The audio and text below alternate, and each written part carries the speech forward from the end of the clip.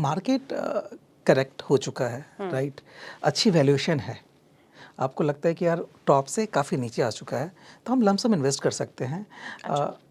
तो आपको फ्यूचर में वो बहुत अच्छा रिटर्न दे जाएगा। 2 साल के लिए इन्वेस्ट करते हैं और गलत फंड चूज़ कर लेता है, वो स्मॉल कैप फंड चूज़ कर लिया, जो कि बहुत रिस्की होता है। हो सकता है कि वो 2 इयर्स में आपको रिटर्न दे भी जाए, लेकिन चांसेस है आपके कैपिटल में से पैसा नुकसान भी हो जाएगा। कोई व्यक्ति सोच रहा है कि मुझे इन्वेस्ट करना है, तो वो एसआईपी की ओर जाए या फिर लमसम की ओर, क्या एडवाइस करें? मल्टी कैप ऐसे कंपनी में, मिड कैप ऐसे कंपनी में पैसा लगाना चाहिए, ताकि 8 साल, 10 साल, 15 साल में कंपाउंडिंग हो करके तकरीबन आपका 15 से 17% का IRR आ जाएगा, जो कि बहुत बड़ा पैसा होगा। आप देखेंगे कि 5 साल के बाद जो आज आपने 1 करोड़ रुपये डाला था, वो 1 करोड़ रुपये बढ़ करके 1 करोड़ 35 लाख, 1 करोड़ 40 लाख रुपये हो चुका है, और 5 साल में अपने 30 लाख रुपये डॉल भी कर चुके हैं। तो ये स्ट्रैटी काफ़ी अच्छी स्ट्रैटी है। जो एवरेज इन्वेस्टमेंट है म्यूचुअल फंड्स में, वो 3 साल, 3.5 साल है। लोग 3 साल होते होते विड्रॉल कर लेते हैं। सही, इस पिच पे तभी पैसा बन सकता है जब आप पिच पे टिके हुए हैं। अगर आप हिट विकेट हो गए, पवेलियन छोड़ के आ गए, तो फिर 15 साल के लिए 15,000 रुपये महीना सेव करते हैं और 15% का ब्याज आता है, तो आप 1 करोड़ रुपये बना सकते हैं। हेलो, नमस्कार, बहुत स्वागत है एक बार फिर से आपका हमारे इस खास पॉडकास्ट में, जिसका नाम है स्मार्ट एसआईपी। मैं हूं आपके साथ संध्या बेस्ट। दोस्तों, इस पॉडकास्ट में हम इन्वेस्टमेंट से जुड़ी तमाम बातों को लेकर बातचीत करते हैं, नए नए गेस्ट से आपको रूबरू करवाते हैं।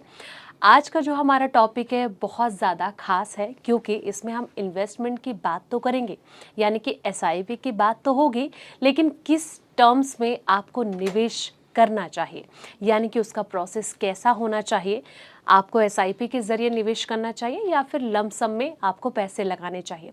कई तरह के लोग होते हैं जो ये सोचते हैं कि हर महीने थोड़ा थोड़ा पैसा निवेश किया जाना चाहिए। कई लोग ये सोचते हैं कि हमारी तो आज लॉटरी लग गई, तो क्या हम सारा का सारा पैसा एक साथ लगा दें।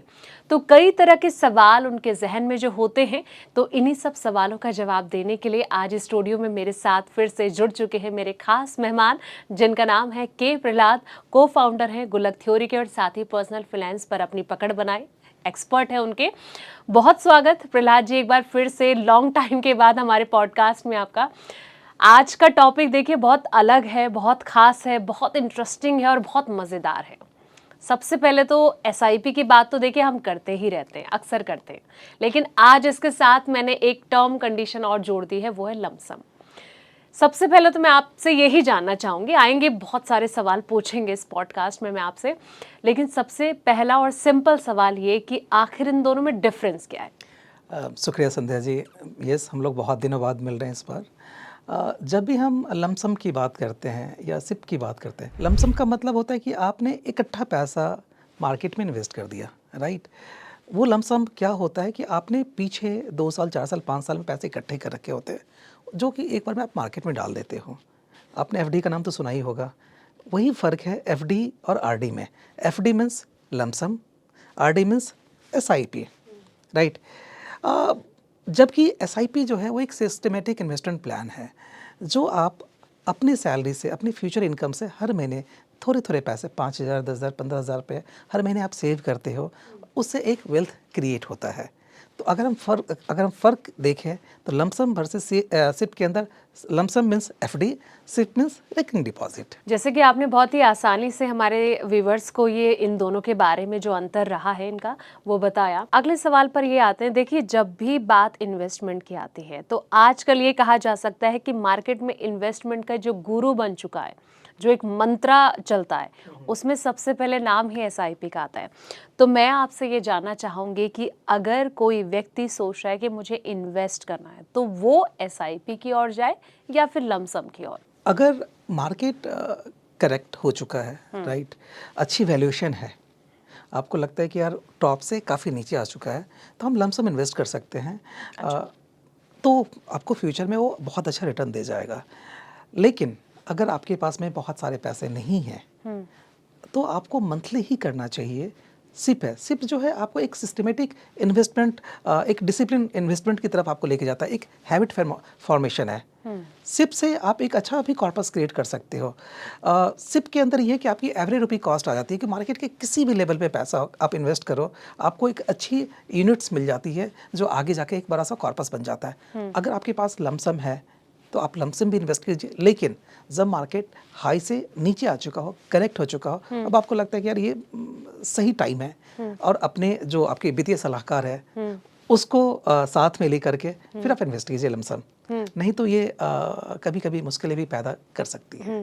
देखिए, मान लीजिए अगर ऑफिस में कोई एक लड़का है या कोई व्यक्ति है, वो नौकरी कर रहा है, तो उसके लिए आप क्या एडवाइस करना चाहेंगे कि उसको लमसम करना चाहिए या फिर एसआईपी? सी, कोई यंग इन्वेस्टर्स है, शायद उनके पास में उतनी सेविंग्स नहीं होगी, राइट? वो आगे सेविंग्स करना चाहेंगे। सेविंग्स का मतलब है कि जो आपकी फ्यूचर सैलरी है उसमें से आप हर महीने थोड़ा थोड़ा सैलरी को सेव कीजिए। It's a systematic. उससे क्या फ़ायदा होगा? दो फ़ायदा होगा। एक तो आपके पैसे जुड़ जाएंगे, दूसरा एक हैबिट फॉर्मेशन हो जाएगा, सिस्टमेटिक इन्वेस्टमेंट हो जाएगा जो आगे जा करके एक बहुत अच्छा वेल्थ क्रिएट करेगा। तो जो भी यंग इन्वेस्टर्स है उनको हमेशा मेरा ऐसा मानना है कि यंग इन्वेस्टर्स का मतलब ये हो गया कि जिस दिन आपकी पहली सैलरी का चेक मिलता है या सैलरी क्रिएट होता है, उस दिन से आपको स्टार्ट कर देना चाहिए सिप, ताकि छोटी छोटी सेविंग्स, छोटी छोटी बचत आगे जाकर के बहुत बड़ा कॉर्पस क्रिएट कर सके। मतलब लमसम की और नहीं जाना चाहिए ना, ऐसे लोगों लमसम को उनके पास पैसे है तो ज़रूर करना चाहिए, लेकिन अगर मार्केट की वैल्यूएशन अच्छी है, मार्केट करेक्ट हो चुका है तो करना चाहिए। अदरवाइज आपको सिप की तरफ जाना चाहिए। सिप में ये है कि आप मार्केट, आप भूल जाइए कि मार्केट कहाँ है कहाँ नहीं है। आप एक डिसिप्लिन इन्वेस्टर की तरह हर महीने पैसे सेव करते जाइए। अगर आप देखेंगे लॉन्ग टर्म में तो आपको बहुत अच्छा रिटर्न दे के जाएगा वो। लेकिन प्रहलाद जी, अगर ज़्यादा पैसा है, मतलब मान लीजिए कि एक लड़की है, उसे निवेश करना है, उसके पास अच्छा खासा अमाउंट है, लगभग 5 से 10 लाख का अमाउंट उसके पास है, लेकिन वो ये चाह रही है कि मुझे इन्वेस्ट करना है, बड़ा रिटर्न कमाना है, तो उसको फिर क्या एडवाइस करेंगे? क्योंकि देखिए, सिप के लिए एक तो पेशेंस लेवल होना चाहिए, एक टाइम ड्यूरेशन होना चाहिए, लेकिन अगर वो चाह रही है कि लमसम, तो उसके लिए बेटर रहेगा लमसम? बिल्कुल हो सकता है बेहतर। सी, अगर हमारे पास में 10 लाख रुपए है, मुझे मार्केट में लगाना है, दो चीज़ हम देखेंगे। अगर मार्केट करेक्ट हो चुका है तो आप लगा दीजिए, नहीं मार्केट करेक्ट नहीं है क्योंकि मार्केट को कोई टाइमिंग नहीं कर सकता, फिर आप क्या कर सकते हैं, एक सिस्टमेटिक ट्रांसफ़र प्लान होता है जिसको हम STP कहते हैं। उसमें कि आज हमने 10 लाख रुपए इकट्ठा डेट फंड में डाल दिया। डेट फंड का मतलब होता है वो गवर्नमेंट सिक्योरिटीज़ में जाता है जहाँ पे रिस्क बहुत कम है, और हर महीने 10 लाख रुपीज़ में से, जैसे सिप क्या होता है आपकी फ्यूचर सैलरी से सेविंग करते हैं, उसी तरीके जो STP आज आपने इकट्ठा म्यूचुअल फंड में डाल दिया, हर महीने डेट फंड से इक्विटी फंड की तरफ स्विच होगा। हर महीने जैसे 10 लाख रुपये आज डाल दिया, और हमने ये उनको एडवाइस डाल दिया कि भैया आप हर महीने 50,000 रुपये मेरे डेट फंड से आप इक्विटी फंड में डालते रहो। तो it's like a SIP also. अगर आप देखें तो इस सिप की तरह ही काम करेगा, बट वहाँ पे रिस्क बहुत कम हो जाएगा और अच्छे रिटर्न की गुंजाइश है। तो आप लमसम मार्केट में इक्विटी में ना डाल करके आप सिस्टमेटिक ट्रांसफर में डालिए, STP में डालिए, तो आपका पैसा बढ़ सके और एवरेज बाइंग कॉस्टिंग भी निकल सके। आपने नई चीज़ यहाँ पे बोली STP के बारे में। मुझे लगता है शायद इस वक्त जो हमें व्यूअर्स देख रहे होंगे, कई लोगों को इसके बारे में पता होगा, कई लोगों को इसके बारे में नहीं पता होगा। तो मैं चाहूँगी एक बार थोड़ा उनको भी ज़रा क्लियर कर दे कि ये क्या होता है। STP आप मार्केट में इन्वेस्ट करते हैं। मार्केट में आप दो तरीके से इन्वेस्ट कर सकते हैं। पहला कि आप डायरेक्ट जाइए इक्विटी मार्केट में इन्वेस्ट कर दीजिए। मार्केट के किसी भी लेवल पे आपको पता नहीं कि मार्केट यहाँ से ऊपर जाएगा, नीचे जाएगा, आपने आज पैसा सारा का सारा पैसा डाल दिया, अगर मार्केट वहाँ से ऊपर जाएगा तो आपके पैसे बनेंगे, लेकिन अगर मार्केट टूट गया, करेक्ट हो गया, तो पैसे आपकी वैल्यू तो कम हो जाएगी ना। तो उस निवेश को बचाने के लिए, उस पूंजी को बचाने के लिए आप क्या कर सकते हैं, आप थोड़ी सी स्मार्ट इन्वेस्टमेंट कर सकते हैं कि हमें तो आज सारा का सारा पैसा मार्केट में लगाना ही है, तो हम इकट्ठा सारा का सारा इक्विटी में ना लगा करके हम डेट में पार्क कर देते हैं। It's like a parking fund, जहाँ पे हमने पार्क कर दिया पैसा और हर महीने वहाँ से पैसा इक्विटी में जा रहा है। इट मीन्स अगर मार्केट टूटेगा भी ना तो 50,000 पे ही रिस्क है आपका, राइट। अगर मार्केट टूटेगा तो नेक्स्ट मंथ में फिर 50,000 पे वहाँ से इन्वेस्ट होगा, तो नीचे का आपको यूनिट ज़्यादा मिल जाएगा। यानी आप सेल सेल में आप खरीद रहे हो, यानी अगर इस महीने आपने इस लेवल पे मार्केट पे पैसा इन्वेस्ट किया है, कल को मार्केट यहाँ पे भी जाता है तो जो आपने एसटीपी में पार्क कर रखा है पैसा, तो इस लेवल का आपको एनएवी मिलेगा, तो आपकी एवरेज बाइंग कॉस्टिंग निकल जाएगी। उससे ये फायदा होगा कि नंबर ऑफ यूनिट्स आपको ज़्यादा मिल जाएगा एंड मार्केट का बेनिफिट मिल जाएगा। बिल्कुल। आप ही खुद ये एक्सपर्ट हैं, तो मैं आपसे ही जानना चाहूँगी कि आपकी ये इन्वेस्टमेंट स्ट्रेटजी क्या है? मतलब आप अपने अगर सेंस में लेके चले तो आप क्या बेहतर मानेंगे? जैसे कि एसआईपी को लेकर हम बात करते रहते हैं अक्सर, और एडवाइस भी आप करते हैं, बहुत सारे ज्ञान आप हमारे व्यूवर्स को देते हैं, तो आप एज अ एक्सपर्ट के तौर पर क्या सजेशन देना चाहेंगे? इन्वेस्टमेंट जब भी आप करें तो सबसे पहले आपके पास में होना चाहिए कि हमारा लाइफ का माइलस्टोन है क्या, हमें क्यों इन्वेस्ट करना है। जब तक क्यों नहीं पता होगा ना, तो आप इन्वेस्टमेंट नहीं कर पाएंगे। ऐसा देखा गया अमूमन कि लोग 2 साल के लिए इन्वेस्ट करते हैं और गलत फंड चूज़ कर लेता है, वो स्मॉल कैप फंड चूज़ कर लिया, जो कि बहुत रिस्की होता है। हो सकता है कि वो 2 ईयर्स में आपको रिटर्न दे भी जाए, लेकिन चांसेस है आपके कैपिटल में से पैसा नुकसान भी हो जाएगा। तो ऑलवेज सबसे पहले स्ट्रेटजी बनाइए कि आपका पर्पस क्या है, फिर उस पर्पस को आप प्रोसेस के साथ जोड़िए, फिर लास्ट में आपको पे ऑफ मिलेगा कि अगर मुझे आज 10 साल की इन्वेस्ट करना है, कि इसी मार्केट को आप टाइमिंग नहीं कर सकते, मार्केट को टाइमिंग तभी कर सकते जब आप मार्केट में इन्वेस्टेड है। आप लॉन्ग टर्म प्लानिंग कीजिए, क्योंकि पैसे की ज़रूरत ना लॉन्ग टर्म में ज़्यादा होती है। शॉर्ट टर्म में क्या है कि आपकी जो भी मंथली एक्सपेंसेस है उसका टेक केयर तो आपके इनकम से हो ही जाता है। पैसे की ज़रूरत कब पड़ेगी? जब बच्चे स्कूल जाएंगे, जब कॉलेज में जाएंगे, अपने रिटायरमेंट के लिए, अपने घर के लिए, तो फिर आपको चाहिए, उसमें आपको एक कॉर्पस चाहिए होगा।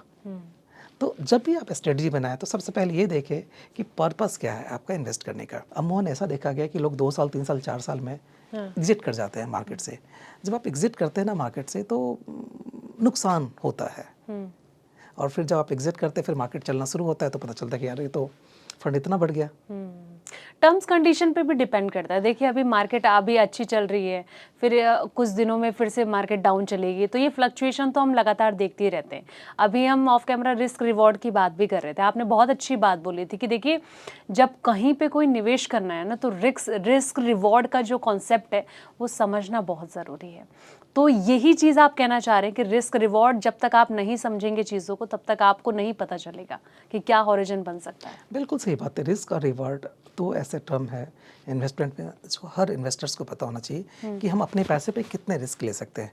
आप जितना अपने पैसे पे रिस्क लोगे उतना चांसेस है कि आपका पैसा मल्टीप्लाई होगा, राइट। सबसे ज़्यादा रिस्की कौन से इन्वेस्टमेंट्स होते हैं? वो होते हैं जो स्मॉल कैप कंपनियां हैं, जो छोटी कंपनियां हैं। अगर उनके पास में ऑर्डर्स आ गए, कुछ जैसे अभी जीएसटी का कुछ रिफॉर्म्स हुआ है, अगर उस इंडस्ट्री को फ़ायदा होगा तो शायद वो पैसा तेज़ी से बढ़ेगा, अगर नहीं होगा तो पैसा टूट भी सकता है।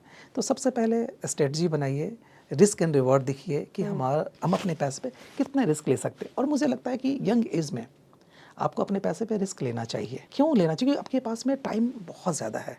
अगर आज आप 25 के हैं, 30 के हैं, 35 के हैं, तो आपको ज़रूर लेना चाहिए अपने पैसे पे रिस्क। और मल्टी कैप ऐसे कंपनी में, मिड कैप ऐसे कंपनी में पैसा लगाना चाहिए, ताकि 8 साल 10 साल 15 साल में कंपाउंडिंग होकर के तकरीबन आपका 15 से 17% का IRR आ जाएगा, जो कि बहुत बड़ा पैसा होगा। अच्छा, यस। अगर आप 50 प्लस के तो थोड़े से आप अपने पैसे पे कम रिस्क ले सकते हैं। क्यों ले सकते हैं? क्योंकि आपको लगता है कि 5 साल के बाद 10 साल के बाद मेरी रिटायरमेंट होने वाली है, तो आप फिर आप थोड़े से बैलेंस फंड की तरफ जाइए या डेट फंड की तरफ जाइए।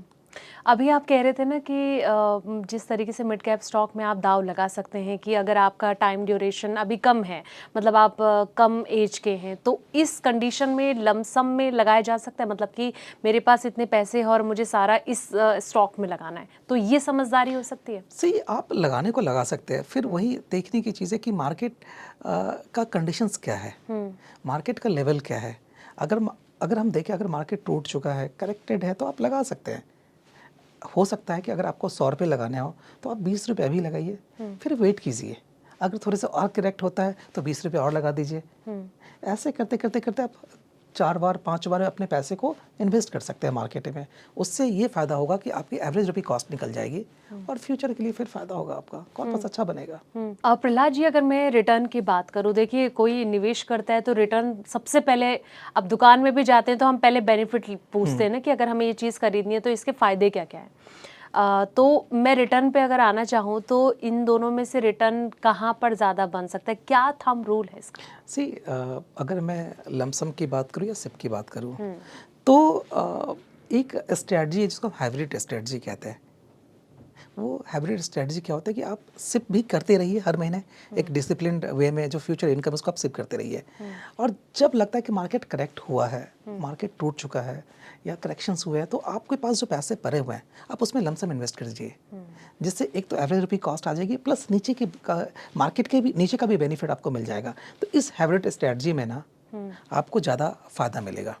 तो दोनों ये जो हाइब्रिड स्ट्रेटजी है इसको बिल्कुल हमें यूज़ करना चाहिए। दोनों में लगाया जा सकता है दाव? बिल्कुल लगाना चाहिए, बिल्कुल लगाना चाहिए, और लोग लगाते भी हैं और अच्छे पैसे बनाते भी हैं। लेकिन मान लीजिए कि अगर किसी का रिटायरमेंट हुआ है, किसी को बोनस मिला है, तो आज भी हम कई लोगों को देखते हैं कि वो एफडी, आरडी इन्हीं में ही ज़्यादा ट्रस्ट करते हैं, क्योंकि कहीं ना कहीं उनको ये लगता है कि कुछ ना हुआ तो एक जो सेफ रिटर्न है वो तो मिलेगा ही, 7 से 8% का रिटर्न तो उन्हें मिलेगा ही मिलेगा।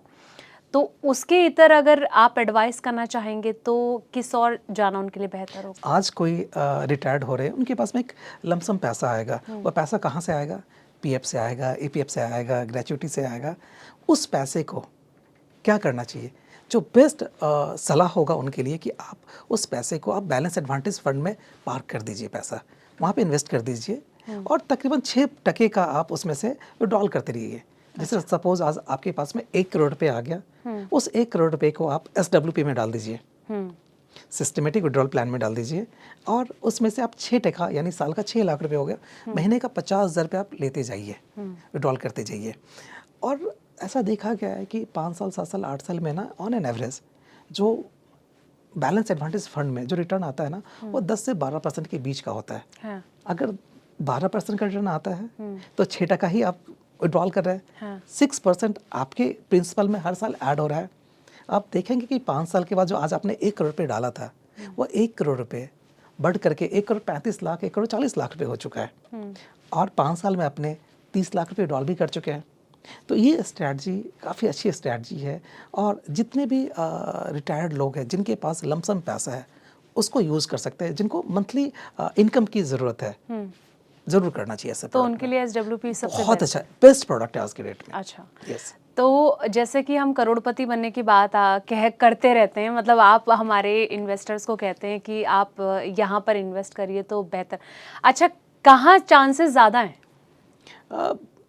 दोनों जगह चांसेस ज़्यादा है। आपने एक कॉर्पस बना रखा है, हाँ। एक बनाने का सोच रहे हैं, एक जो पिछले 10 साल, 15 साल, 20 साल में अपने पैसे इकट्ठे किए हैं, एक वो कॉर्पस जो अगले 10 साल, 15 साल में अपनी फ्यूचर सैलरी से करेंगे। तो स्ट्रेटजी ऑलवेज हाइब्रिड स्ट्रेटजी होनी चाहिए। जो पैसा है उसको अच्छे तरीके से इन्वेस्ट करें, और जो पैसा आने वाला है उसको भी डिसिप्लिन वे में अच्छी तरीके से सेविंग करें। हो सकता है कि जो पैसा आपने अर्न कर रखा हो उसको ज़्यादा रिस्की फंड में मत डालिए। अच्छा। उसको आप ब्लू चिप स्टॉक्स में, ब्लू चिप फंड में डालिए, जहाँ पे लार्ज कैप फंड है, जहाँ पे शायद आपको 10 से 12% का रिटर्न आएगा, लेकिन जो फ्यूचर इनकम वाला पैसा है, जो सिप है, उसको आप मल्टी कैप में इन्वेस्ट कर सकते हैं, जहाँ पे पैसे थोड़े ज़्यादा बनेंगे। अच्छा। यस। मतलब आप घूम फिर के SIP पे आ गए, जिसे आप कह रहे हैं कि यहाँ पर आपके पैसे बन सकते हैं। पैसे बनाने के लिए ना, पैसे कॉर्पस बनाने के लिए आपको SIP बेस्ट तरीका है, जहाँ पे आपका एक कॉर्पस बन जाता है, और कॉर्पस बनने के बाद उस पैसे को आप जहाँ भी इन्वेस्ट करना चाहे आप कर लेकिन सकते वही हैं। चीज़ है ना कि आजकल ना लोग सब्र नहीं है, मतलब सबको ना कम टाइम में बड़ा मुनाफा, बड़ा रिटर्न, डबल ट्रिपल देखिए, रिटर्न। यही प्रॉब्लम है इन्वेस्टर्स के साथ, कि आज हम 20 साल का लोन का कमिटमेंट्स ले लेते हैं। अगर आज हम कोई घर खरीदते हैं, हाँ। तो 20 साल, 25 साल, 30 साल का EMI का कमिटमेंट्स ले लेते हैं ना, और हमें 25 साल, 30 साल तक EMI पे करना पड़ता है। लेकिन जब इन्वेस्टमेंट की बारी आती है ना, तो हमें लगता है यार 3 साल, 4 साल, 5 साल बहुत लंबा वक्त है। हाँ। जितना टाइम आप पे बैक करने में लगाते हैं, लोन को रीपेमेंट करने में लगाते हैं, अगर शायद आपने उसका आधा टाइम भी इन्वेस्ट में लगा दिया ना, तो बहुत बड़ा कॉर्पस बन सकता है। मतलब अगर दोनों में से कहीं पे भी आपने लगाया तो बड़ा कॉर्पस बिल्कुल बनना बिल्कुल तैयार। बिल्कुल, मैं वही कहता हूँ कि लोग EMI आराम से 25 साल तक पे करने के लिए कमिटमेंट हो जाते हैं, कमिटेड हो जाते हैं। ठीक है जी, मैं 25 साल, लेकिन इन्वेस्ट नहीं करना चाहते हैं। जो एवरेज इन्वेस्टमेंट है म्यूचुअल फंड्स में, वो 3 साल, 3.5 साल है। लोग 3 साल होते होते विड्रॉल कर लेते हैं। हाँ।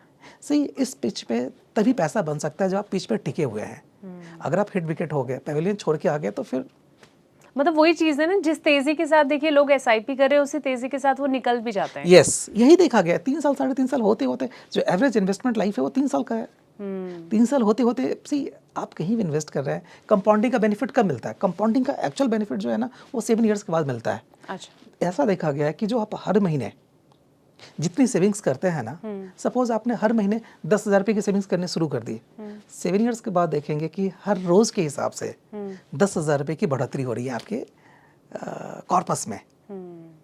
10,000 रुपये का मूवमेंट हो रहा है आपके कॉर्पस में। तो 7 ईयर्स एटलीस्ट आप इन्वेस्टेड रहिए, फिर आप मैजिक देखिए कंपाउंडिंग बेनिफिट का।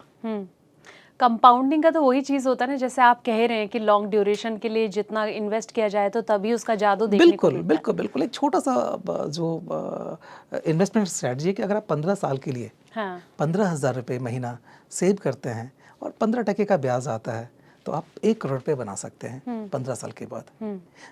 वही देखा गया कि 15 साल के आप आराम से कमिटमेंट्स ले सकते हैं, ले लेते हैं ईएमआई पे करने का, जब आप घर लेते हैं या गाड़ी लेते हैं तो। बट अगर 15 साल आप इन्वेस्टेड रहते हैं, 15 साल तक आप इन्वेस्ट करते हैं, तो 1 करोड़ रुपये आप आराम से बना सकते हैं। आज ना लैक पता क्या चीज़ है, वो स्ट्रैटेजी जो होती है ना जिसको लेकर आप जोर दे रहे हैं कि स्ट्रैटेजी बनानी बहुत ज़रूरी है, क्योंकि कई लोग ना इन्फ्लुएंस हो जाते हैं कि आपने कहा अभी कि 3 साल तो एटलीस्ट करो, और 3 साल से पहले ही लोग निकल जाते हैं। बिल्कुल। क्योंकि वो इन्फ्लुएंस हो जाते हैं, क्योंकि कई लोग वीडियोस देखते हैं, कई लोग किसी से एडवाइस लेते हैं कि अच्छा मैं एसआईपी की जगह कुछ और कर लेता हूँ, कहाँ इन्वेस्ट कर लेता हूँ, कौन सा फंड चूज कर लेता हूँ, कौन सा स्टॉक में पैसा लगा लेता हूँ। तो ये चीज़ एक बड़ी बैरियर बनता जा रहा है इस चीज़। बिल्कुल, दोनों कंडीशंस में लोग पैसे मार्केट्स निकल जाते हैं। अगर आपका फंड ग्रो हो रहा है ना, तो आपको लगता है यार पता नहीं मार्केट टूटेगा तो मेरा पैसा नीचे हो जाएगा, चलो निकल जाते हैं जी, है ना। हाँ। दूसरा, अगर मार्केट में पैसा नहीं बन पा रहा है आपका, तो फिर भी आप निकल जाते हो। तो दोनों कंडीशंस में, जबकि आपको दोनों कंडीशंस में मार्केट में रहना है। सी आप तभी रन बना सकते हो जब आप पिच पे टिके हुए हो। अगर आप एक बार आपने अपना विकेट डाउन कर लिया तो क्या रन बना सकते हो? क्या नहीं बना सकते ना।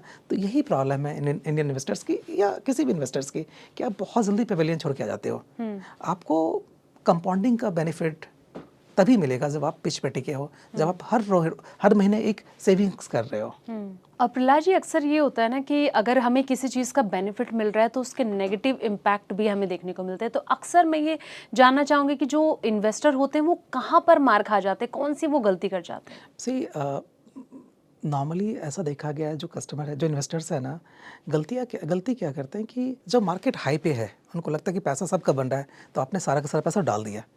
तो वो बहुत बड़ी गलती है कि कभी भी मार्केट जब हाई पे हो तो सारा पैसा नहीं डालना चाहिए।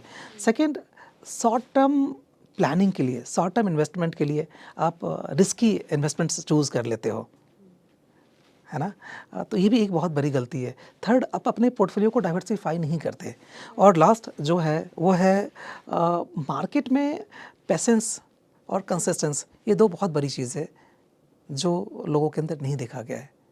अगर आप ये सब करते हो तो शायद आप अपने पैसे को अच्छे से मैनेज कर सकते हो, वर्थ क्रिएट कर सकते हो, फंड क्रिएट कर सकते हो। मतलब ये सब चीज़ें जो आपने रूल्स अभी गिनाए हमारे व्यूवर्स को, अगर ये सब रूल्स वो फॉलो नहीं करते हैं तो फिर देखिए डेफिनेटली है कि उनके पैसे जा सकते हैं। बिल्कुल बिल्कुल। और जो सबसे बड़ा डर है कस्टमर को जो निकलते हैं, वो घबरा कर कि यार मार्केट टूट गया, आज जीएसटी वॉर हो गया, आज ट्रम्प ने टैरिफ लगा दिया।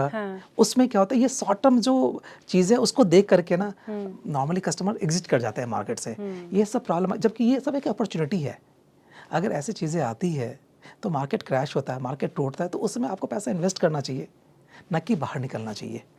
तो नॉर्मली कस्टमर घबरा करके, उनको पता नहीं होता, वो निकल जाता है मार्केट से, तो इससे बहुत बड़ा नुकसान हो जाता है। ये अक्सर हमने जब मार्केट टूटी है ना, तो अक्सर ये चीज़ें देखी है कि इतना बड़ा जो गैप आया, इतना बड़ा जो डिप आया ना मार्केट में, वो इसी वजह से भी आया क्योंकि इन्वेस्टर जो होते हैं वो पैनिक मोड में चले जाते हैं। बिल्कुल बिल्कुल बिल्कुल। अब देखिए, आप 2020 में देख लीजिए, जब कोरोना आया था, मार्केट उस समय 3,000-4,000 पॉइंट, 3,000 पॉइंट तो एक दिन में टूटा था, लोग निकल चुके थे।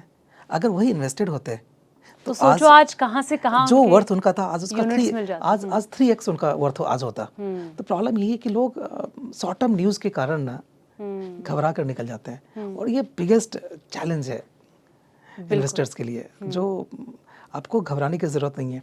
आप मार्केट को टाइम नहीं कर सकते, बट आप टाइमिंग आपको अपने इन्वेस्टमेंट ड्यूरेशन को बढ़ा सकते हैं और अच्छा रिटर्न दे के जाएगा। तो आप ऑलवेज कोशिश कीजिए मार्केट में इन्वेस्टेड रहने का, टाइम देने का। बिल्कुल, जैसे कि मेन टॉपिक ही हमारा आज का एसआईपी और लमसम को लेकर ही है। अगर यहाँ पर कोई सोच रहा है कि हमें यहाँ पर ना जाके कुछ और जगह पर ट्राई करना चाहिए, तो इसके अलावा आप क्या कहेंगे, कहाँ हाथ आजमाया जा सकता है? देखिए, जैसे मैंने बताया कि रिस्क और रिवॉर्ड, अगर आप रिस्क ले सकते हैं तो आप क्रिप्टो लीजिए, अच्छा, आप कसिनो जाइए, है ना, आप जो भी अदर इन्वेस्टमेंट्स है आप वहाँ जा सकते हैं। लेकिन आपको लॉन्ग टर्म में पैसा बनाना है, एक अच्छा वेल्थ क्रिएट करना है, तो आपको इसी मार्केट पे रहना चाहिए। क्योंकि इंडियन मार्केट की जो अभी स्टोरी है, बहुत बड़ी स्टोरी है। जीडीपी ग्रो हो रहा है, बाहर से एफआईआईज का पैसा आ रहा है, जो हमारा जीएसटी कलेक्शन वो ऑल टाइम हाई पे है। तो इसी मार्केट से पैसा बनेगा और आपको इस मार्केट में इन्वेस्टेड रहना चाहिए। मतलब आप ये कहना चाह रहे हैं कि अभी जो मार्केट चाहे फ्लक्चुएट हो रही है, लेकिन इन्वेस्टर्स को घबराना नहीं चाहिए, बल्कि अपने जो जहाँ पर उन्होंने निवेश किया है वहाँ पर जमे रहना चाहिए, क्योंकि ये टाइम है यूनिट्स गेन करने का। बिल्कुल। और सेकंड, आप ये देखिए, जो भी कंपनी है हिंदुस्तान, जो इंडिया की टॉप 50, 100, 200 कंपनीज है, वो ग्रो ही करेगी। क्यों करेगी? उसके पीछे रीज़न क्या है? अगर मैं बात करूँ तो शायद आज से 20 साल पहले चले जाएं तो जो भी हमारी पेरेंट्स की जो मंथली एक्सपेंसेस थी और जो हमारी मंथली एक्सपेंसेस है, दोनों में फ़र्क है। यानी आज से 15 साल पहले, 20 साल पहले, 25 साल पहले या 10 साल पहले जो उनकी परचेजिंग पावर थी, उनसे हमारी परचेजिंग पावर बढ़ी है, घटी है? बढ़ी है। बिल्कुल। तो आपको क्या लगता है कि आने वाले दिनों में हमारे बच्चे की जो परचेजिंग पावर होगी, जो नेक्स्ट जन की परचेजिंग, वो बढ़ेगी या कम होगी? ऑब्वियस है, बढ़ेगी। अगर परचेजिंग पावर बढ़ेगी, पॉपुलेशन बढ़ेगा, तो डिमांड भी ज़्यादा आएगा। डिमांड ज़्यादा आएगा ना, बिल्कुल। डिमांड ज़्यादा होगा तो सेल भी बढ़ेगा। जब सेल बढ़ेगा तो कंपनी की प्रॉफिट भी बढ़ेगी, जीडीपी भी बढ़ेगा, सब कुछ बढ़ेगा। तो मुझे ऐसा लगता है कि मार्केट से घबराने की बिल्कुल भी ज़रूरत नहीं है। बिल्कुल। आप इन्वेस्ट कीजिए और रिलैक्स कीजिए, पैसा बहुत बनेगा। पैसा बहुत बनेगा। बिल्कुल इसी थ्योरी पर ही आज के पॉडकास्ट को मैं ख़त्म करती हूँ। जैसे कि आज आपने इस पॉडकास्ट में तमाम बातें, तमाम चीज़ें हमारे दर्शकों तक पहुँचाई कि एसआईपी में भी जा रहे हैं तो क्या टर्म्स कंडीशन होगी, और लमसम कर रहे हैं तो कहीं ना कहीं किस तरीके से आप फ्यूचर के लिए कॉपर्स तैयार कर सकते हैं। तो उम्मीद है दोस्तों कि जैसे कि प्रहलाद जी ने तमाम बातें आप तक पहुँचाई हैं, आपको समझ आई होगी। और अगर आपको कोई भी सवाल है या मन में कुछ बात है तो कमेंट सेक्शन में जाके ज़रूर अपना सवाल लिख सकते हैं। उम्मीद है कि प्रहलाद जी उसका जवाब आपको दे। फिलहाल इस पॉडकास्ट में इतना ही। अगले पॉडकास्ट में फिर मिलते हैं, तब तक के लिए देखते रहिए द इकोनॉमिक टाइम्स हिंदी।